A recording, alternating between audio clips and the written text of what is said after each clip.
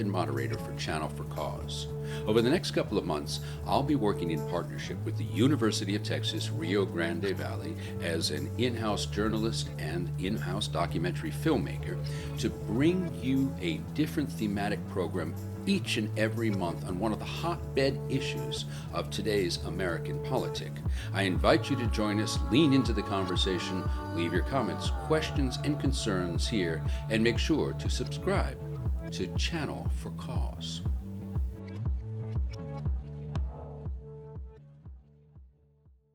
Welcome to all. Thank you for joining us today for America at the Crossroads, What's at Stake? It's part of our ongoing series, Harmony in Chaos, Navigating Global Challenges Together. And what is so inherent in that title is exactly what I had been talking to with YTRGV, University of Texas, Rio Grande Valley, when we came up with this series of panels, and that is bringing back together, bringing back conversations that are conversations, exactly that. They bring back a normal dialogue and discourse, even across the aisles, something that I think we're going to have to engage in and lead the way in many ways, because we see that falling by the wayside, I think, very, very quickly in all walks of life. I'm Jeff Oppenheim, your host, and on behalf of the University of Texas, Rio Grande Valley, I welcome you. And I also welcome my esteemed panel here. I'm not going to do their full pedigree, the full justice it deserves, simply because it is such a limited amount of time we have for such a deep, deep conversation. But what we've done already is post in the chat section links, very important links, not only to their bio and LinkedIn. Obviously, LinkedIn is there to reach out and link in with one another, but we also have put some reference materials that we will be using in today's conversation and some video links as well. I do want to frame it, as I indicated before, with returning dialogue to we the people. That is maybe an old chestnut of democracy, but I'm going to cling to it, as I know our panelists do as well. But I thought we would frame it today with a measurement, if you would. There is something called the Edelman Trust Barometer. And I think that will set the tone and tenor of our conversation today, simply because it is a due diligence study. The 2025 one just came out, so we really have a nice basis of comparison between the two, 2024 and 2025. And just like this panel, it is a bipartisan read of the American pulse, if you would, to see just exactly what the trust index is.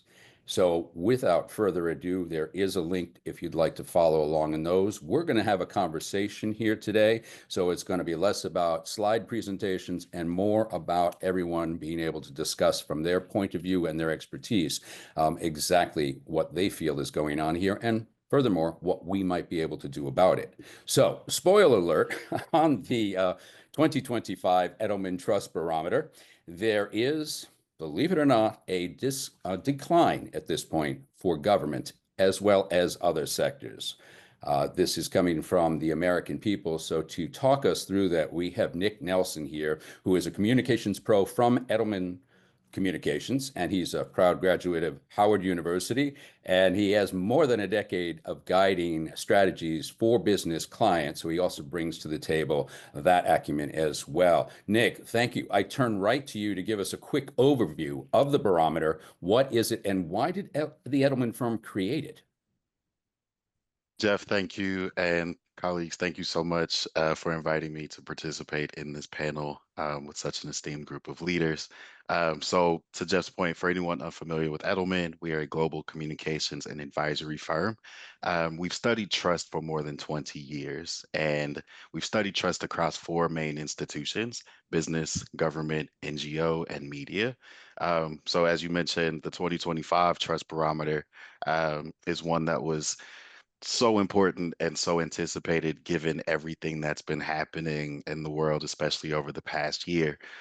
This year's report surveyed more than 33,000 people across 28 countries from late October to mid-November 2024. So that's a really important time frame to keep in mind here. Um, you asked about 2024 to 2025. Big picture, not much change, surprisingly, at the macro level. We'll get into a little bit more of those nuances, but the most trusting markets continue to be China, Indonesia, India, and the UAE.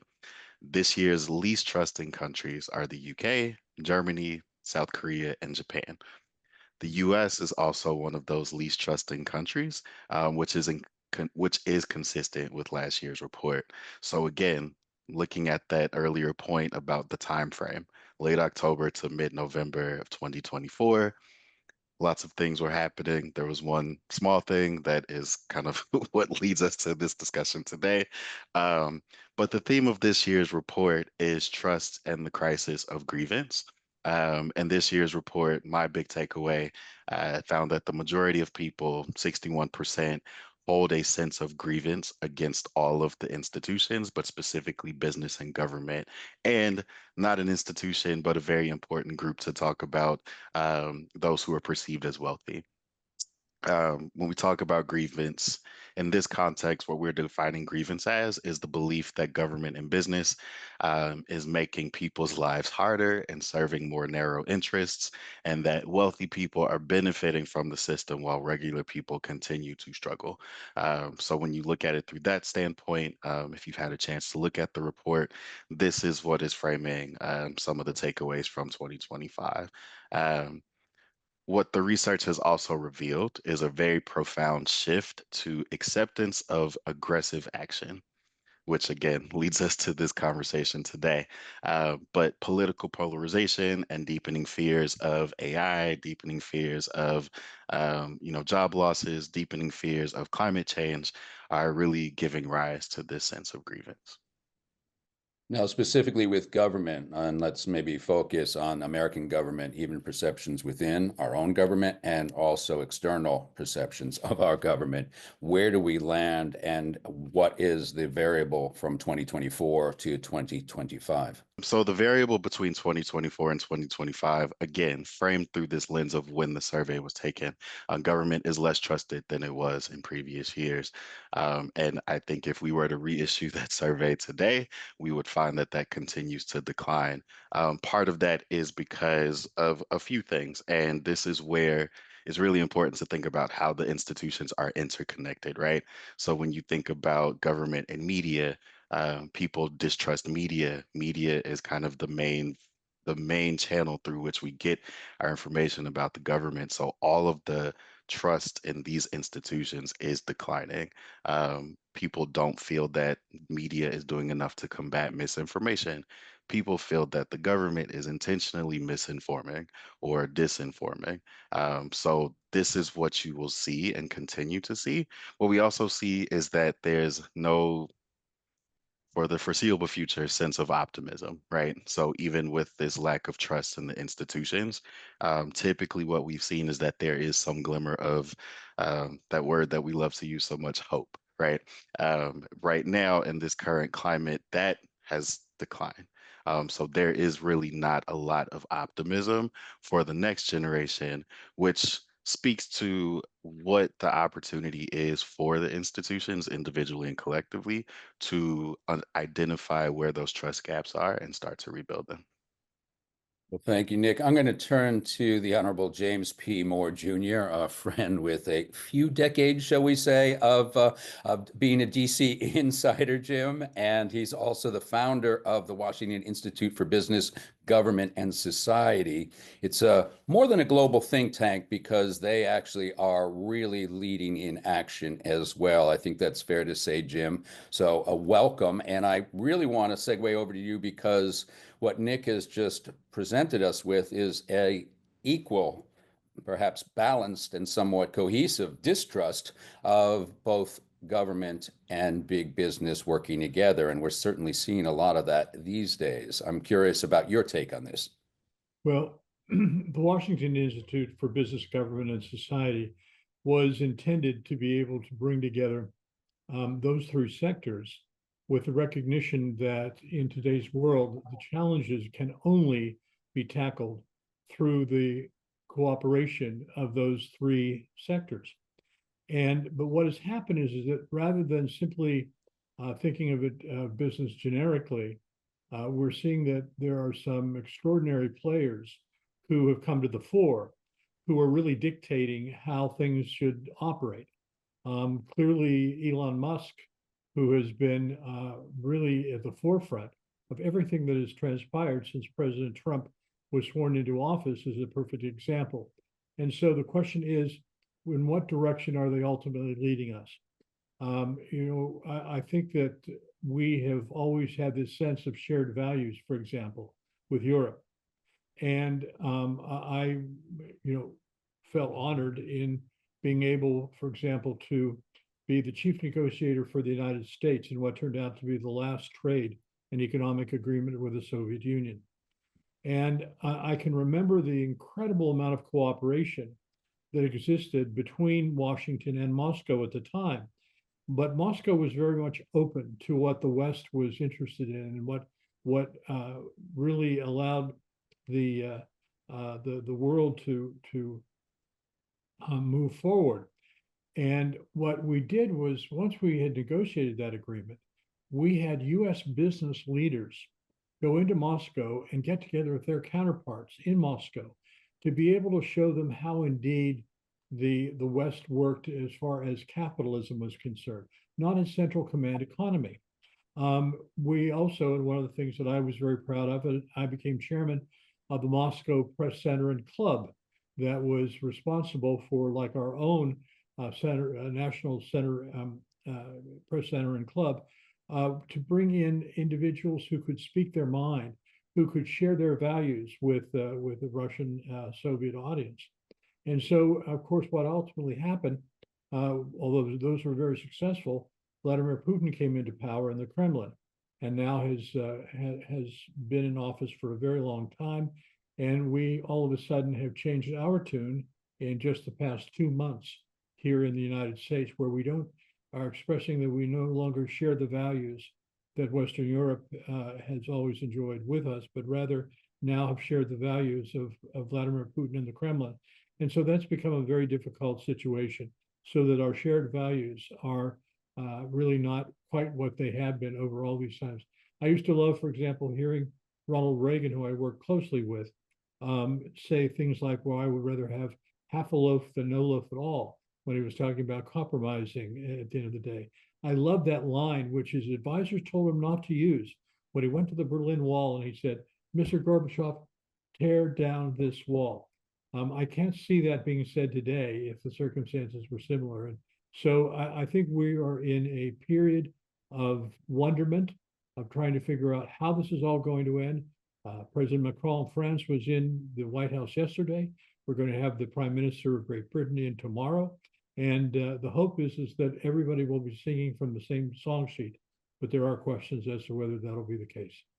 Well, Jim, as you pointed out, you worked closely with Reagan. You worked also under another past Republican president and administration, I know. So both from your real hardcore insider experience, I have to ask you also from the perspective of the Washington Institute and the work you do, how can you leverage the work and continue or perhaps rebuild trust and authority through the NGO side of what you do, and also set the example for us as common citizenry?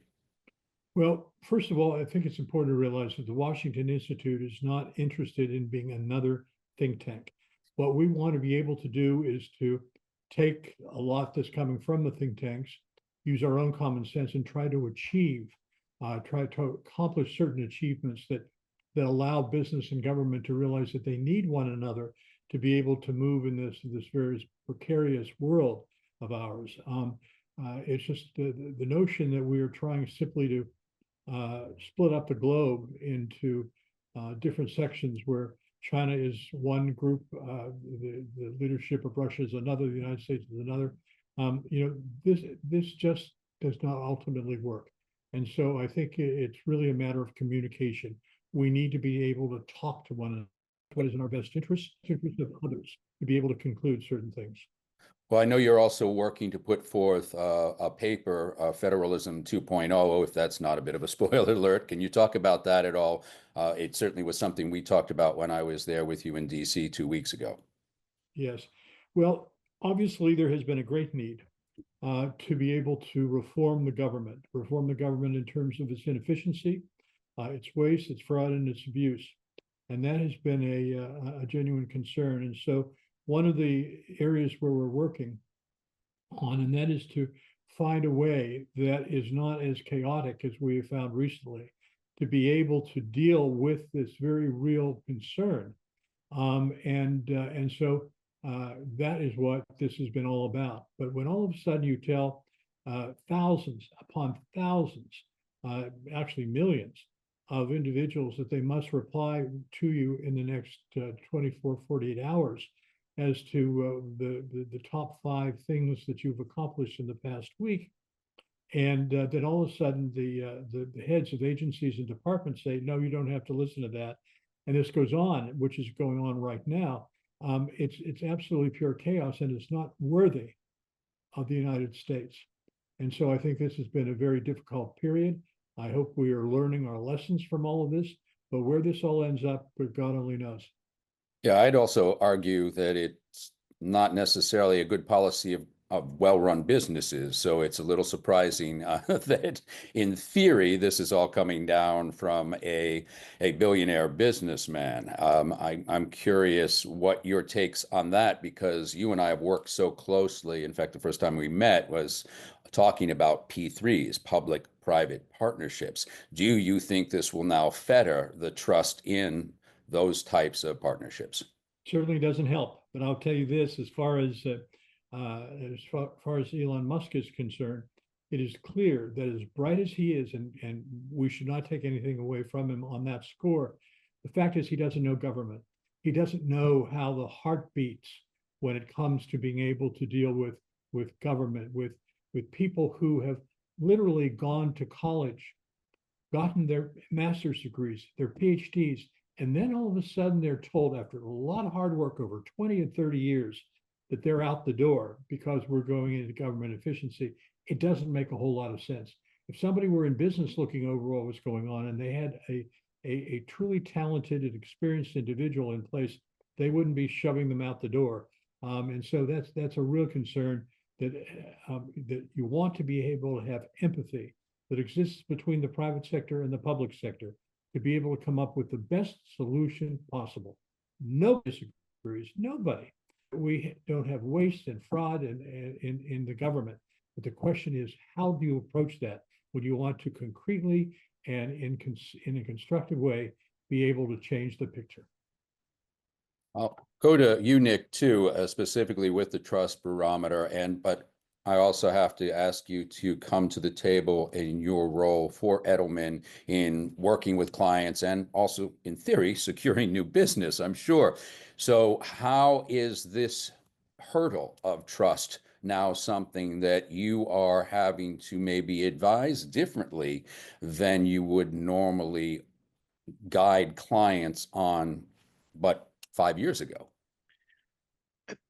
5 years ago, 2 years ago, 2 weeks ago, I think the volatility of what we're seeing in the government really, more than I think any time in my career, has really made us day by day in a sense that we haven't been before. Jim mentioned something about shared values, what I thought was interesting. And one of the findings in the trust barometer is that this disconnect between the values of the government and the people and business causes this undermining, right? It causes this erosion of not just trust, but this belief of competence and this belief of ethics, right? And so when your people, when your stakeholders do not believe that you are competent or ethical, it's really difficult to establish, regain, and rebuild trust. From the business standpoint, the findings basically say that the more aggrieved that you feel, the less likely you are to see business or any institution for that matter, doing enough to address things that matter to you. So things like affordability, climate change, job reskilling, combating misinformation and disinformation, and then just general discrimination.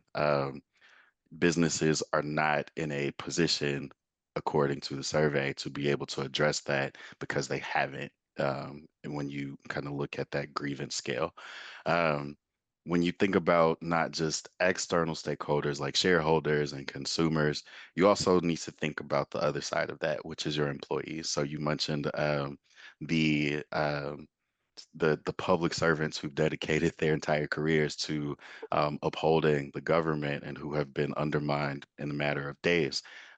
That's an important group to consider when you talk about um, the grievance and kind of who is a bastion of trust. When your own employees don't trust you, it is very, very difficult to have outside trust, right? There's one example that I would like to point to, which is kind of this current anti-DEI movement. Yes. Our research shows overwhelmingly that people see DEI as something that is beneficial to the workforce. 75% of people surveyed in our special report on business and racial justice last year says that people say that workplace DEI initiatives are effective in addressing discrimination, which their same report also found that more people are experiencing their own discrimination, regardless of walk of life, regardless of racial and ethnic background.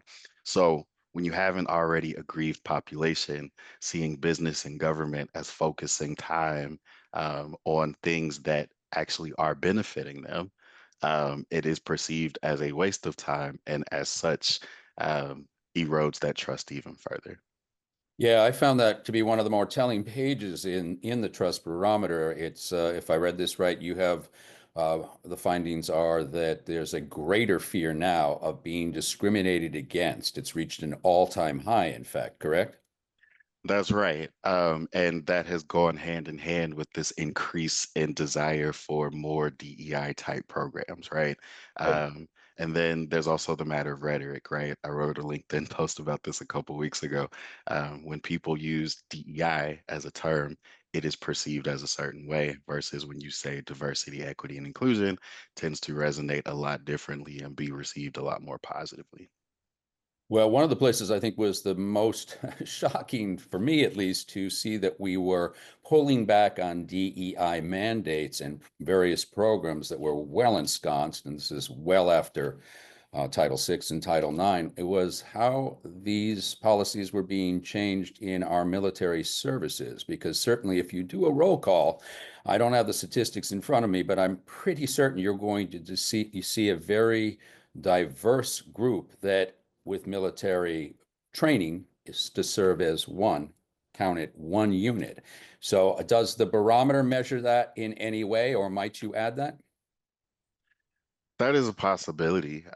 Currently, that's not something that we measure in that specific detail. But to your point about kind of extrapolating some of the information and applying it to the groups that we know and understand, I think you can make the very, very informed assumption that that is kind of a very similar way. That's a very similar feeling when you get to that kind of more micro audience. Indeed. Well, I want to open up the conversation to Charles A. Morgan III, both in his, albeit retired position from former service in the Navy as a commander there and former intelligence officer, but even beyond his military pedigree, as a forensic psychiatrist and neuroscientist. Uh, Andy, I got to turn to you first from the DEI pullback that we're seeing in the military. What's your take on this? It's certainly not a good picture. In the military, I always tell my friends the military was one place in society where you saw great representation of people from whatever walk of life they came from and whatever ethnic background they came from. And the opportunities to be promoted and advance in the military for minority groups has been tremendous over the years. And there's no evidence that it's led to failures in performance, or a weakened force, to include, the inclusion of women in combat roles. It's just a myth that letting women have greater positions of power and authority in the military has led to the destruction of our military. It's just not true. And I think that what's disturbed me the most is the way Hegseth has used this DEI idea to watch him quickly rename Fort Liberty as Fort Bragg again. Now, it's almost laughable. He had to go find somebody new called Bragg that they could name the base over, but it means that he missed the vital point about renaming bases so that African Americans who have a history of coming from, their ancestors were slaves or from segregation, would like to be on a base that wasn't named after somebody associated with slavery in the Civil War. And to watch him immediately go back and change the name as if he could kind of poking everybody in the eye lets me, though, at a profound level, he's jumping over the point, and it feels very racist, his use of the way they're attacking DEI. So I think that it's a red herring. They keep saying DEI is leading to our detriment when we know, in fact, it's not.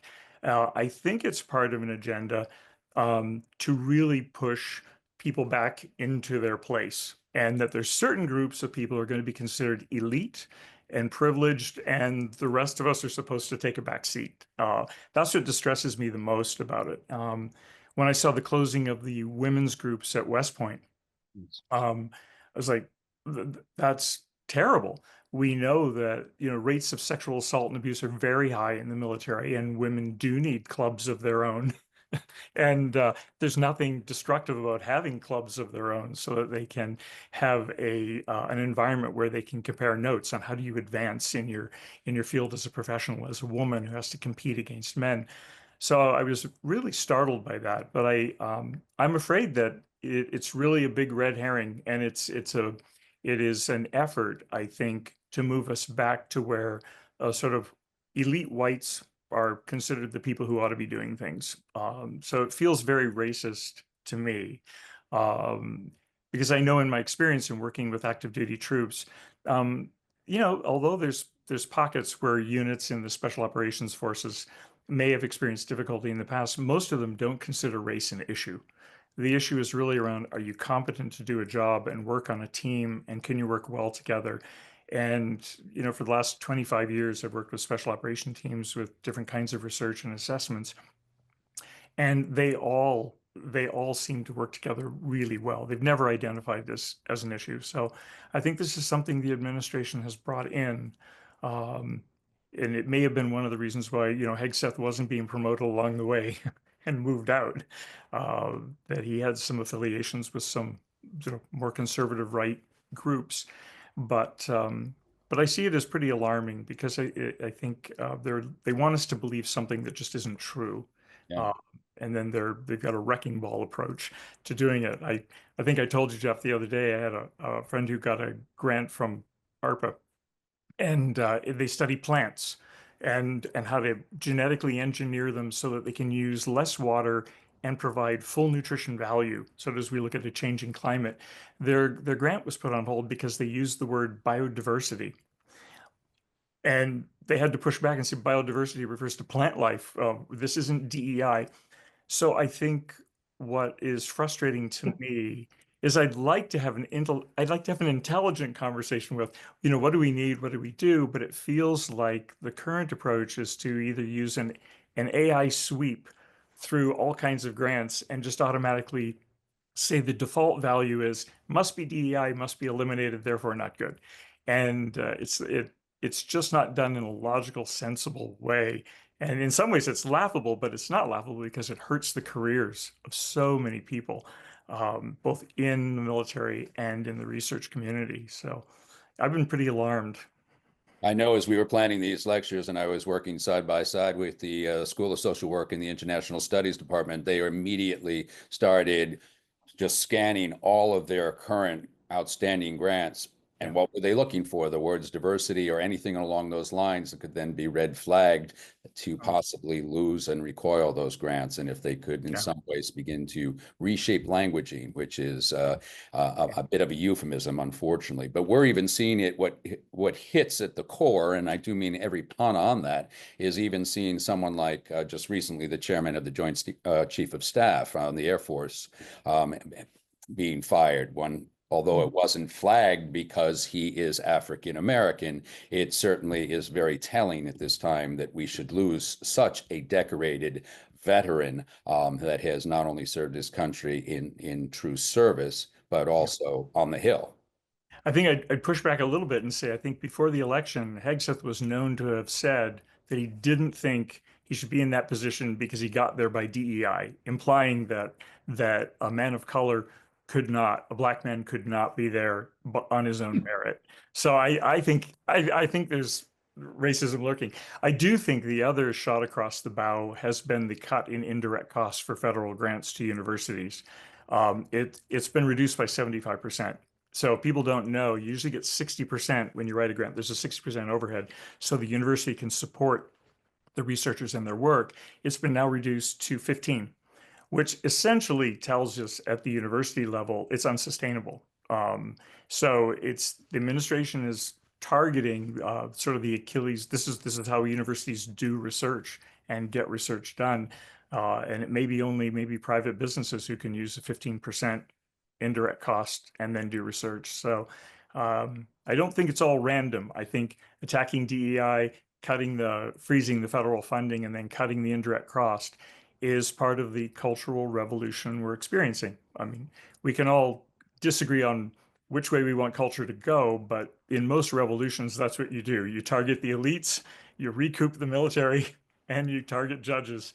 And to me, this looks like a sweep across the board in all those areas. So, Inclusive of the arts, which is also part inclusive of of the arts. your pedigree as well as mine. It's Yeah. interesting the takeover, just even of the Kennedy Center and its quote Yeah. unquote woke programming, which last time I checked, that's what the arts were supposed to be about. So fascinating what's going on here on a clinical level. Unfortunately, we're living it. But I just want to loop back to the military on two counts. One from your point of view too, because I know you have worked with West Point, as you mentioned. You also are involved or have been with Gitmo as well, and going out there to do studies. We're now seeing a repurpose not only of the military, of course, and our soldiers serving on the south of the border here, where Texas, of course, the Rio Grande Valley College, of course, is situated. They have two campuses there. But we're also now seeing civilians from this country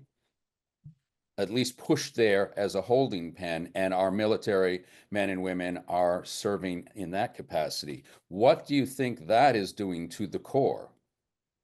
Well, I think it's useful to remember why we have a military and how we train them. We train them to eliminate threats. We train them to go places and kill bad people, which is very different than what we'd hope would be the goal of policing, law enforcement, bringing people, to courts. So I think for many of the military personnel I've talked to who've been deployed to either guard people in Guantanamo Bay or been assigned to do something related to this, they're disappointed because they feel like they've trained for direct action. Go find a target, assess its capabilities, eliminate those capabilities, and move on. And they don't really see policing and custodial work as their job. And I think for us as citizens, there's a couple of things I think that are really alarming about it. I think it's a setup, for terrible things to happen because people are trained to be more aggressive and to eliminate threats. They're not really trained in community policing. And so I think it's a setup for abuse to occur because that's not what their training is, to deal with people who are being herded and put in mini camps. They call them tent camps. If anyone's ever been to Guantanamo, it's prisons. It looks like concentration camp or prison. The other alarming thing down there for me is the only thing the Supreme Court decided about the rule of law on Guantanamo Bay for people who are detained is that they have the right to habeas corpus in Boumediene versus Bush. So I've been going down because I've been testifying for the military commission about torture. and the impact of torture on people. And the attorney that I've been working with has reminded me repeatedly that what's taking so long is they relitigate over and over and over which parts of the Constitution may not apply. So I think moving people to Guantanamo Bay is terrible because I have no idea what rights they have. We don't even know what rules apply. But I think with respect to the military folks there that I actually have talked to who've been guarding detainees, they often don't see the point of it. They don't see them as a threat. They see these guys 20 years after, 9/11, 24 years later, and go, what kind of a threat are they now? So it doesn't make sense to them in relationship to what they're trained to do and what they feel they're supposed to be doing for the country. So I think it's a setup. Yeah, I think it's discouraging to them, and I think it's a setup to see abuse because it's a mismatch with the training that people have been involved in to put them in charge of custodial managing housing of people we want to deport. Well, thank you for that deep view. I always say, as someone who hasn't served, that whenever anything is going on in this country, I always try and take an informal poll of any service people I meet, because I really think they have such an integral point of view, both in mission and service of what they've signed up for, right to command, but also in terms of just being citizenry and wanting the same thing we all do and willing to fight for it. I turn, in fact, on that note, to another one of our guests, to Greg Simakovsky. And now I turn to you first in your capacity as a soldier, also in the Navy, I believe. But also I want you to touch on me talking so much about immigration and a shift in that direction. I want you to also bring forward your work with the Ukrainian community, both here and also overseas. Yes, thank you, Jeff. And such a pleasure to be on here with everybody, and so nice to be part of this group. Yes, definitely our work with Ukraine and the Ukrainian community as it regards immigration, particularly, we've seen, just an unprecedented amount of individuals fleeing Ukraine, whether it be for, as call them refugees, call them people who don't want to fight, people who don't want to serve. There's been different labels put on people that have left, but primarily, my wife was in Ukraine when the war started. She had to leave with her whole family. Now, thankfully, she was there. Otherwise, she wouldn't have been able to get everybody out. So, we have a huge inflow of a lot of very bright, talented Ukrainian individuals who are bringing, it's very unfortunate to see the processes that are happening right now with immigration and how everything is kind of being come to us. I almost want to say to a stop, even though people entered this country legally. They have a full legal status. They have documents in order, and they came here at the with the almost the green light from the U.S. government. So right now, there's a lot of concern in the community. We just passed the 3-year mark of the beginning of the war in Ukraine. I believe that you may have seen on the news, all the major cities around the United States had some type of Ukrainian community presence that was showing their support, along with Americans that have been showing their support as well. So there's been a lot of American veterans who have served in Ukraine, who are because they've been trained to, like Charles was saying, they've been trained to defend people. They've been trained to take out bad guys, right? That's what the military does. And I've personally met, quite a few American Army veterans, Marines, who are currently in Ukraine, who have received injuries, who are still fighting, who have unfortunately given their lives for Ukrainian freedom, for democratic values and principles that they were trained to and have instilled in them. And I always asked it. I said, why did you guys come? Why did you guys come to Ukraine? He goes, a lot of people, and the most frequent answer that I get is because it simply just isn't right. Inside we feel that we cannot allow the bully to take over. We cannot allow the bully to come in and undermine these principles that we were taught to believe in. So we're seeing a lot of obviously this whole the past 2 weeks have been filled with Ukrainian, US, Ukraine, and European news about how we're going to bring an end to this conflict. There's a lot of concern. There's a lot of confusion as the rhetoric has shifted very drastically from the administration. It's interesting to see where we're going to end up. We know with President Macron having arrived to the White House yesterday, and with the British Prime Minister set to arrive in the next couple of days, I think that I hope that we're going to reach some type of consensus, and that we are going to end up being the good guys in the pages of history that have helped end this conflict in a way that's, it makes economic sense. We talk about President Trump being a businessman and having come from, real estate and his whole history given business, and is looking at everything as a transactional basis. Well, if we're looking at it from that point, then let's look at Ukraine as being a very economically favorable country for the US to be partnered with, to have strong ties with. Ukraine has always been, unfortunately, due to Russian propaganda and its influence on the media and on public opinion, Ukraine has always seemed to be, prior to really this full-scale war starting, has always been kind of integrated with Russia. I mean, even through I grew up in Columbus, Ohio, and I've lived in the States for almost my whole life, right? I was born in Belarus, and I have Ukrainian as well. So all throughout my life, people were asking me, "Oh, where are you from? Where are you from? Are you Belarus, Ukraine?" So no, I was always say Russia. People would always say Russia because it was just assumed to be all one big thing, right? One big country, one big people. And now we know that today to be very, very much the opposite.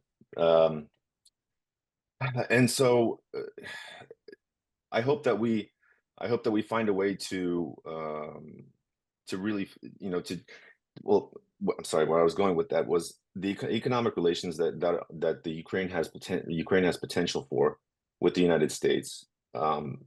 I think it has the potential to be one of the strongest economies in Europe, given the resources that are available in Ukraine, given the level of IT specialists that are in Ukraine, given the natural resources, given its access to the sea, given all of these. It's kind of a gateway to the east. Ukraine has always been kind of a country that has, and it's also why it's so geographically difficult for Ukraine to exist, because it's always been kind of a tug of war for its place in the world. And I think that right now, why we're putting so much accent on this is because right now it's that time to finally decide that Ukraine is a sovereign nation, it's a free democratic people, and take all the countries from the former Soviet Union. It's maybe one of the few that it's actually had consistent presidential elections and a democratic shift of power without too much chaos. Yes, have there been revolutions? Have there been that people have a voice, as we well know in Ukraine. When they speak their voice, they're heard, and changes are happening. So I think it's really coming back to the fundamentals of democracy in terms of that.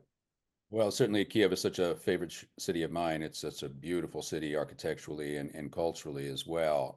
And just to think of the devastation that's going on throughout the Ukraine and inflicted on the Ukrainian people. I have to ask folks here for your pulse read on the folks that are here. One, obviously their heart is still in Ukraine and very much torn asunder, I'm sure. But is there also worry of repercussion as we are targeting more and more immigration, especially from an administration that has basically said, I'm going to toe a Russian, or very specifically, Putin's line? Is there fear of repercussion with our Ukrainians that are now safely ensconced here? There definitely is a level of worry, and I think we're just keeping our hands on the pulse, keeping our finger on the pulse. We until so far there has been nothing official that has come out, any statements, or I mean they have stopped the Youth for Youth program, they have stopped renewal of TPS status. For Venezuelans also, and for a lot of Afghan citizens as well, I believe. And in the Ukrainian community is just standing by. like these, like we say in the military, hurry up and wait.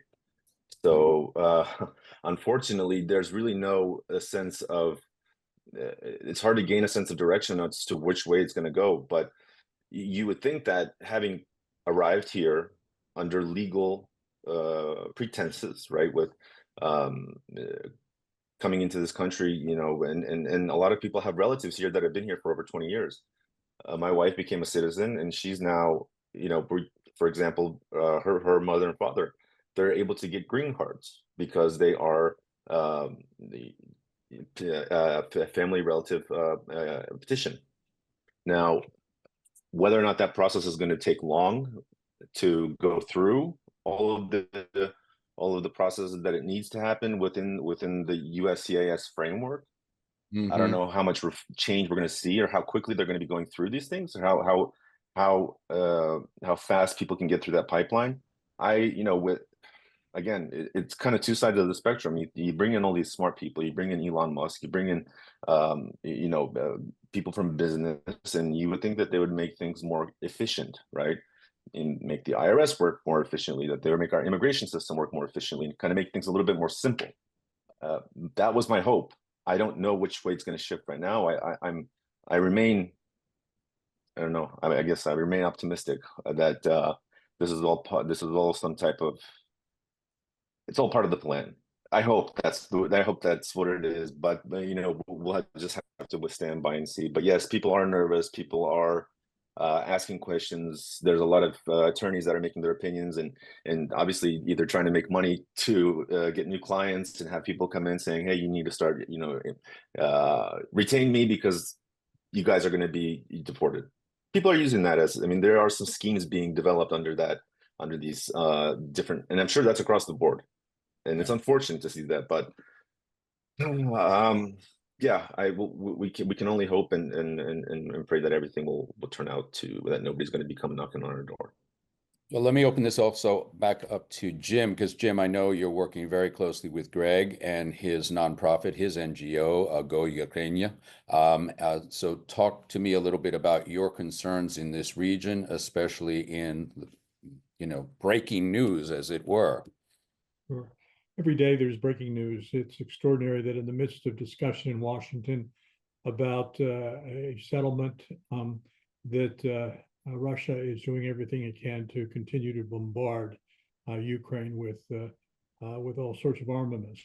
One of the things that I have been specifically concerned about, and I'm delighted to be able to work with colleagues in The Hague, in Geneva, in Paris, in London, and that is thinking about Ukraine and its future beyond the war, trying to think about what happens with its economy and the welfare of its people. Whereas the external enemy for Ukraine has been Vladimir Putin and the Kremlin, the internal enemy, unfortunately, has been corruption, which was inherited from Russia and before that the Soviet Union.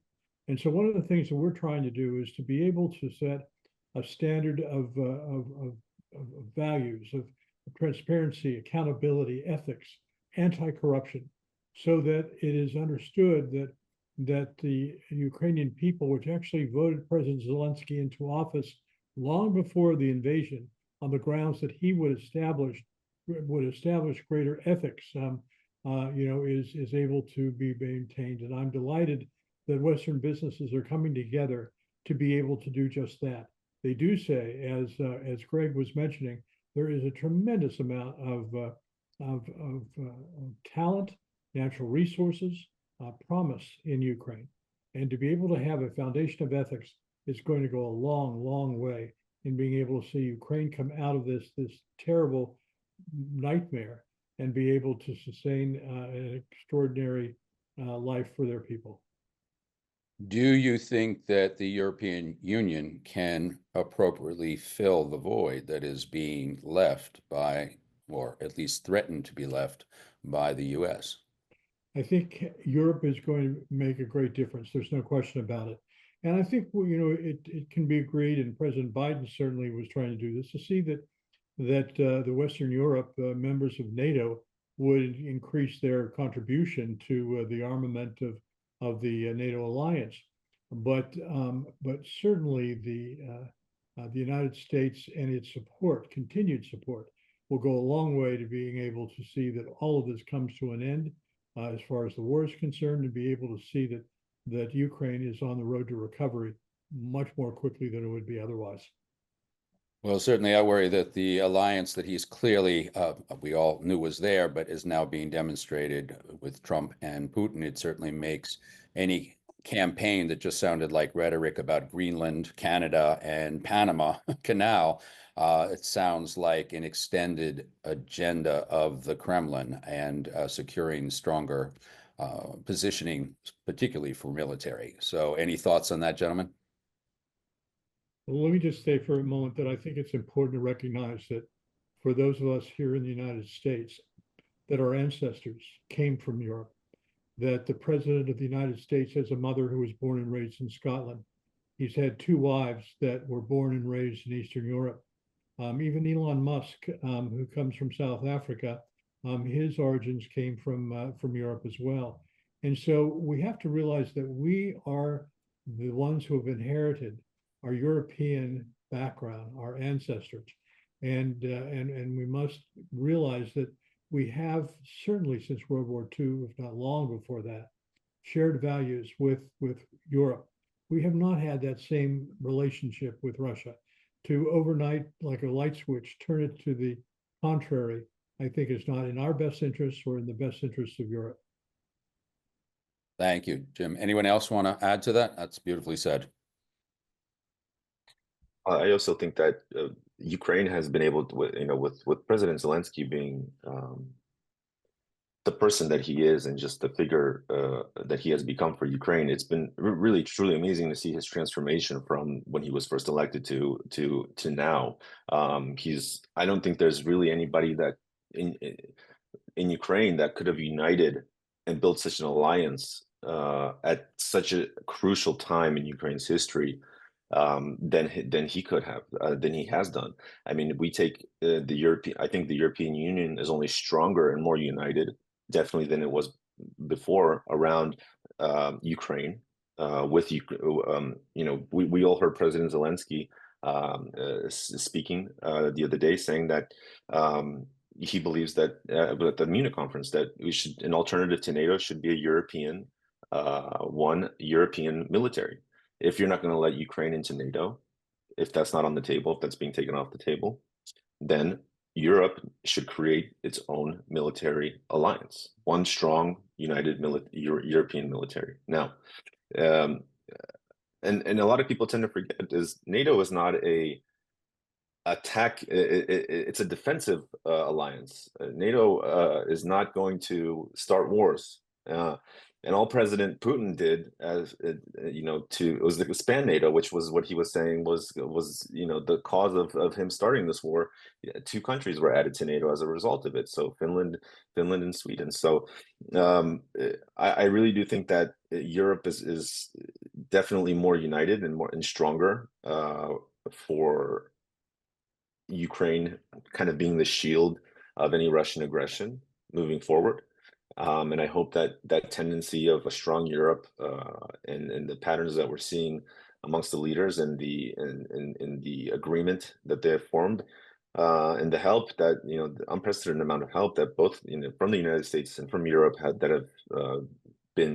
has been given to Ukraine continues from the United States as well. So like I said, we all know we're kind of sitting and waiting to see where the cards fall on that. If I may just say for 1 minute, not long ago, I was on a train from Warsaw, 26 hours into Kyiv. And I must tell you that when I crossed the border on the train, and that's really the only way you can get in these days with air traffic not in existence, I thought to myself, I've just left Poland. We're now in Ukraine. It looks the same. The people look the same. Everybody's the same. We're all human beings. And to somehow differentiate between the people of Ukraine and people of Poland as though that they're so completely different, I think is innocuous and it's a real falsehood. And Andy, you had something to add there too. Yeah, I think it sounds a bit cold-hearted to say, but our our security for a long time has been based on energy. And I think in the background of all this, it's important to remember that China, Russia, and the United States are trying to carve up the world for bigger pieces of a shrinking pie for how they get products, whether it's the South China Sea or the Northeast Passage, where Russia's been building up islands, right? And I think that the U.S. is angling as well. Everybody wants what's under the Arctic shelf, and I think that the reason why I mention this to my students when I talk to them, I say because it gets down to then engaging in a debate about what kind of energy do we want? Because this is largely the fight over looking at fossil fuel based energy resources that the big powers are going after. And I think Ukraine is just one of the bargaining chips. Like when our president said, "Look, we'll help you, but we need half your resources," you know, and it's like, well, then I'll go to the other side and say, "Help me take them over, and we'll get half the resources." To me, it looks like they end up looking like a bartering chip in the pursuit of energy and resources. But I do think that that means that we need to push back and say, I don't think our future is secure when it's based in petroleum or in fossil fuel based energy. But to me, that's what feels like is going on behind the scenes while we're all focused on the war in the Ukraine and what's going to happen, to realize that China, Russia, and the U.S. are busy maneuvering to get more resources as best they can. Indeed. Well, we are hard pressed against the clock, and ironically, I think we're equally hard pressed against restoring faith and trust in American democracy right now. To pick it up where we started with Nick and the Edelman Trust Barometer. Well, let me ask each of you in closing one last key thing that you think we, the American people, we the people, need to monitor closely from either a professional or personal index or flashpoint. And if Nick, if you want to start off from the barometer and add your own thought there and guide us through that, that would be terrific. Sure. Really enjoyed this discussion. So again, thank you guys for including me in this. Um, for me, and this is rooted in the trust report, but going a bit off book here, the most important thing, as we've kind of been talking about, um, erosion of trust, is, and as a communicator, this is very biased, but rhetoric is so important. And it's going to be so important over these next several years. Rhetoric and the way that information, misinformation, disinformation is presented and framed is going to be so important as far as how do we find trusted sources. As of right now, government is trending down, right? Media is trending down. These are the traditional sources of where we get information from. And so as we mature, use that term loosely, um, over the next several years, we will not be able to trust where we get our information from and if it is the information that we need. And so, where I would focus for the next, until we have this conversation again, is collecting your trusted sources of information, and really finding ways to uh, disseminate that in a way that's going to help make sure that we are learning what we need to learn so that we can do what we need to do. From a business standpoint, that's going to require, to the point that you guys mentioned earlier, really strong public-private partnerships. Business is the most trusted institution currently, so there will be a lot of expectation on business to be the bastion of information. So, long way of saying, I think rhetoric is really going to be at the core of what we really need to be vigilant about for the next foreseeable future. Well, certainly the reason we put these panels together. So thank you, Nick. Who else would like to chime in on that, please?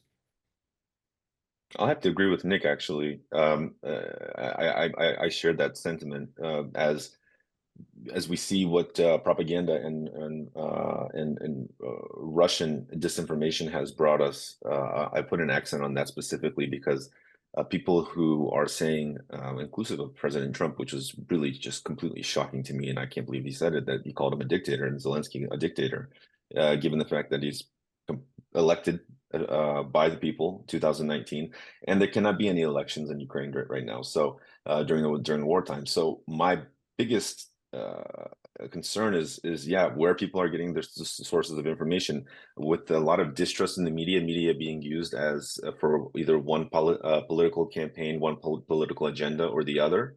I believe that there's a lot of other healthy resources that are truly that, I mean, you can filter through different types of information and come to get your own mutual understanding of a concept. But with all of the negative, false information coming out, we really have to be careful of where we're getting our knowledge from. And discussions like this are perfect examples of how people can not only participate in informing that narrative and the rhetoric, and understanding where things are, where things lie, where the truth is in the knowledge, but also have an opportunity to make a difference, and to express their point of view as people who are competent and know about a subject matter. So yeah, I definitely believe that information is going to be very important moving forward. Yeah. Thank you, Greg. I think that's very important too, hearkening back to even how many people get that region confused. Many Americans are not very polished on their geopolitical understanding, let alone just geography alone. So and I speak not only for the Ukrainian who keep going, oh, you're Russian, but I have a dear friend who I see is on the call as well, who is from Georgia, and they go, that's a strange Southern accent. And I didn't know Georgia made wine. So I do think we have to work hard on educating folks about that region and its history of what it's been through already with the Kremlin. So thank you for joining us. Andy, you raised your hand as well. Yeah, I mean, I think I talk to students at the university about this all the time. It's easy to fall into a sense of, nihilism and going, I don't think I can do anything. And a lot of them struggle with that. They just don't see a future. Well, they see climate change coming and they don't know what they can do. And I say, I encourage them, I say, don't give in to that, because working locally does make a difference. So whether you're working in your local community and getting in touch with your local legislator, you can make influence, you can have influence and make changes when you start local. And I think a lot of people don't know where to start. And I always just say, start local. You pick an idea that you want to help fight for in the current climate. You can't tackle it all. But if we just do nothing, then it's saying, well, then we'll let everybody else who's more fervent about taking away what we seem to appreciate about what government can do for us, then we'll just watch it happen. But I tell them, I said, you don't have to be passive. You can be active. You don't have to be as extreme as Maul on how to blow up a pipeline, but some people will, right? on climate activism. But I just tell them, I say, get involved in something, because you realize you can make a change in your own state level, and that moves up the chain as we influence what state governments are doing as they begin to challenge the federal government. So I think in some ways that's where I tell my students to start. But I say don't give in to nihilism. I think it can always change. Yeah, we the people, bring it back to we the people, very much the shape of today. Jim, we obviously just heard from the psychiatrist. I turn to you not just now as from your NGO perspective of the Washington Institute, but also as someone who wrote a book on how America prays. So bringing us a little spiritual guidance, what else could you offer? Well, I can remember a wonderful quote by the soprano Marian Anderson, who once said, when human endurance comes to an end, that's when prayer begins. I think we're in need of prayer right now. Amen. And indeed, I have known Donald Trump, for example, for over 20 years. I taught his son at Georgetown University. I have a great deal of affection for Eric. And I've had breakfast, lunch, and dinner with the man. I've been with him in Mar-a-Lago.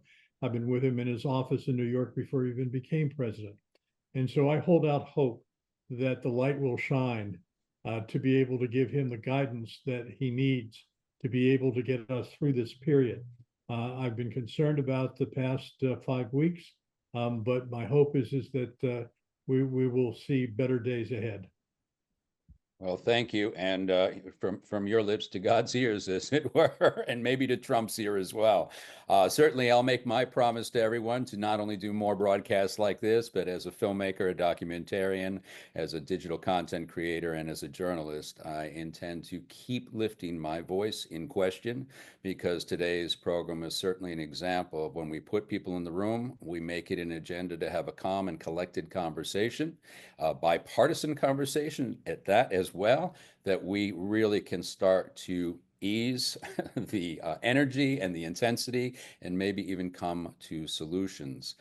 For the listening audience, I have put everybody's bio into the link, as well as the Edelman Trust Barometer report. It is a quick read, but well worth the read, just so you can understand it a little bit better. There's also a YouTube channel in there that we've created, and a longer interview that I did with Jim on the economy, very deeply on the economy, but politics at large. So I encourage you to also use that as your resource. And indeed, that's where this video will come to live, probably by the end of the week. So I just have to say, since I wrote down keywords like anxious, grievance, disinformation, but I also wrote down share value, I want to go right one more time to our psychiatrist here to just say, is there one extra word of hope that you can give us to lead us out of today's conversation? I certainly think if you're on social media, focus on an issue rather than people, to say, because none of us are for waste, fraud, and abuse. None of us, I don't know of anyone who says, I'm really for being racist. I'm really for doing that. And so I think in engaging with people, focusing on what it is, focusing on the value of what it is we'd like to accomplish together. Because that's what the debate about government always has been, is what do we want government to do for us? How will they spend their money? What do we want? So I certainly then find also my other advice is stay off social media for a while and take a break. Your week can feel mercifully relaxed if you don't check in every day, every moment. It's rather addicting, but it's not helpful. I think I personally find myself, I check it in maybe twice a week. Check in on something, and I find that I get a whole lot more work done, and I feel a whole lot more relaxed, and I can exercise and enjoy people I love, and do the work that I love to do. So that's what I recommend to people: is don't live on every new little announcement from whatever media source you love, because they're all designed to get your attention and get you hyped up. That's how they work. So pace yourself and focus on shared values in talking to people. I think that's the only way around talking past each other, just saying, what can we actually agree on? And why don't we start there? Well, the last post anyone should do before they get off social media is just ping any of and all of us to say how much they enjoyed the program. And then after that, maybe take a week off. But gentlemen, on behalf of the University of Texas, Rio Grande Valley, the International Studies Department, as well as the School of Social Work, and myself, I really truly thank you all for lending your expertise to today's conversation. And let's continue the good work and guidance. Thank you so much today. Thank you, Jeff. Thank you, Jeff. To all of you listening, stay safe, stay well.